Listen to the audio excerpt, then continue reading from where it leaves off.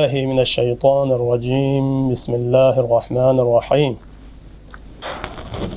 الحمد لله رب العالمين، والصلاة والسلام على محمد وآله الطيبين الطاهرين، لا سيما بقية الله الأعظم روحي وأرواح العالمين في مقدم ترابه الفداء، واللعنة على أعدائهم في يومنا إلى قيام يوم الدين. ناظرین محترم، السلام علیکم ورحمۃ اللہ وبرکاتہ۔ موضوع گفتگو ہے امام منتظر عجل اللہ تعالی فرجہ الشریف کی زیارت، ایک ایسی زیارت کہ جو انتہائی بلند مضامین پر مشتمل ہے، مختلف ادوار میں، مختلف زمانوں میں علماء، متدینین، اہل ایمان نے اس زیارت پر عمل کی ہے۔ ایک ایسی زیارت جس سے امام منتظر عجل اللہ تعالی فرجہ الشریف کے نائب خاص سفیر سوم حضرت ابو القاسم حسین ابن روح نے خود امام زمانہ عجل اللہ تعالی فرجہ الشریف سے اس روایت کو نقل کی ہے۔ ایک ایسی روایت ہے کہ جو زیارت آل یاسین کے نام سے معروف ہے۔ پروردگار عالم کی توفیق شامل حال رہی تو انشاءاللہ آئندہ جلسوں میں اسی زیارت کے گوہربار جملات کے متعلق اور اسی زیارت کے گوہربار جملات کے ذیل میں اپنی بضاعت کے مطابق، اپنی درک اور فہم کے حساب سے آپ محترم ناظرین کے خدمت میں مختصر شرح اور تفسیر کے عنوان سے مختصر مطالب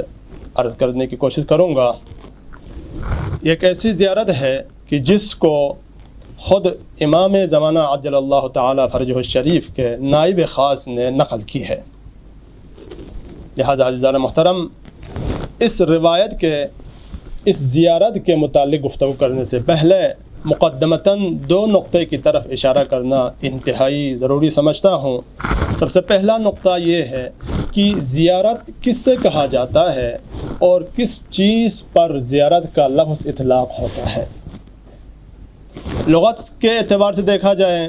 تو اس کا معنی انتہائی واضح ہے، مفہوم انتہائی واضح ہے۔ زیارت زارا یزورو سے ہے اور اس کا معنی ہے، جس کا معنی ہے کسی چیز کا قصد کرنا، کسی چیز کی طرف اپنی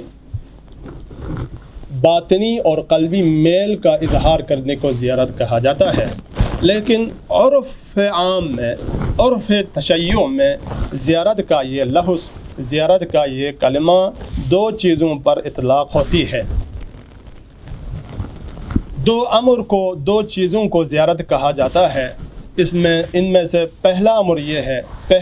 پہلی چیز یہ ہے کہ کوئی شخص، کوئی انسان، کوئی مومن جب اپنے گھر سے ان مقدس مقامات، مزارات انبیاء اور اولیاء، حرم اہل بیت کی زیارت کے قصد سے، حرم اہل بیت میں حاضر ہونے کی قصد سے جب وہ شخص گھر بار چھوڑ کر، راہ و زاد لے کر، سفر کی سختیاں برداشت کر کے جب گھر سے نکلتا ہے اور سفر کرتے کرتے ان مقامات تک جب پہنچ جاتا ہے تو اس سفر کو زیارت کہا جاتا ہے۔ اس سفر کو، ان مقامات تک رسائی کے لیے، ان مقامات تک پہنچنے کے لیے جب وہ سفر پہ نکلتا ہے تو اس سفر کو زیارت کہا جاتا ہے۔ اور اس زیارت کی شرعی حیثیت، شرعت میں مطلوب ہونے میں کوئی اشکال نہیں ہے، کوئی مضائقہ نہیں ہے، ہمارے پاس ادلہ بہت زیادہ ہے اس پر۔ لیکن اس کے علاوہ جب وہ شخص، وہ مومن، وہ فرد ان مقامات تک پہنچ جاتا ہے اور ان مقامات پر پہنچنے کے بعد، حرم اہل بیت تک رسائی حاصل کرنے کے بعد، چند جملات، چند الفاظ جو اہل بیت اطہار سے منقول ہے، چند کلمات جو اہل بیت اطہار سے منقول ہے، ان کلمات، ان جملات، ان فرامین کی تلاوت کرنے، قرات کرنے کو کہا گیا ہے، اور ان جملات منقولہ کو، ان کلمات منقولہ جو اہل بیت سے نقل ہوئے ہیں، ان کلمات کو بھی زیارت کہا جاتا ہے۔ تو جس طرح یہ مقامات، خواہ بیت اللہ ہو، خواہ مدینہ منورہ ہو، یا باقی جو اہل بیت، حرم اہل بیت ہیں مختلف مقامات پر، تو یہ مقدس مقامات جس طرح مرکز فیض ہے، مرکز نزول رحمت پروردگار ہے، ہدایت کی جگہ ہے، تو اسی طرح یہ کلمات اہل بیت، یہ نورانی جملات جو زیارت کی شکل میں ہماری کتابوں میں ہے، وہ کلمات، وہ جملات بھی ہدایت کے لیے، نصیحت کے لیے، ہماری تربیت کے لیے، پروردگار عالم کی معرفت حاصل کرنے کے لیے، توحید پروردگار کو جاننے کے لیے، پیغمبر کی شناخت حاصل کرنے کے لیے، ولی خدا کی معرفت حاصل کرنے کا بہترین ذریعہ اور بہترین وسیلہ ہے۔ میں انہی جملات کے ساتھ اپنی گفتگو کو ختم کرتا ہوں،